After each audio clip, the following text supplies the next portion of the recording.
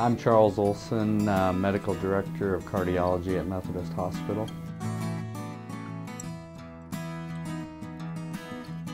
I help direct the medical care there that the patients receive, working on protocols for the cath lab and for the patient care areas.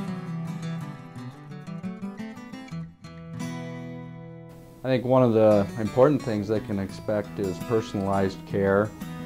We've had for a long time a concept of having a universal bed for our cardiac patients, so that when the patient's admitted to the hospital, they're placed in a room. If they go and have surgery or an angioplasty, they come back to the same room and generally have the same nursing care rather than going around the hospital and being shuffled throughout the system.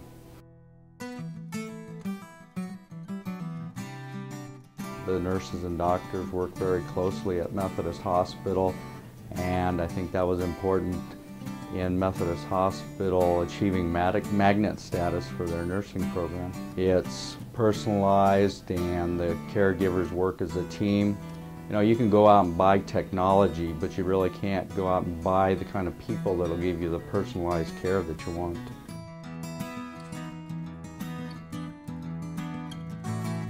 Well, I think quality in healthcare comes down to doing the right thing for the right patient at the right time.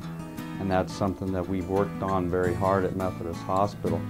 We've had some of the best outcomes in the metro area for patients with myocardial infarctions, but we didn't really settle for being the best. We wanted to do even better. When a patient's suffering from an acute myocardial infarction, or what we usually term a heart attack, one of the most important factors in their outcome is how quickly they get therapy. And we always want people who have chest pain to contact the emergency medical team as quickly as possible, to call 911, and they can get the hospital get the patient to the hospital.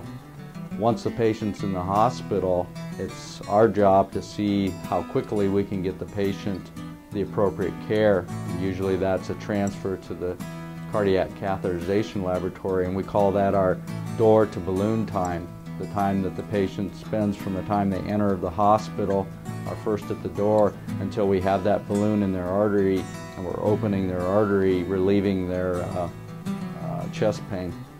And we like to see that number be below 90 minutes. That's the national goal, and over the past 12-month period we've made great strides in bringing that time down to now where we have nearly 100% of our patients meeting our goal of receiving care within 90 minutes of reaching the hospital.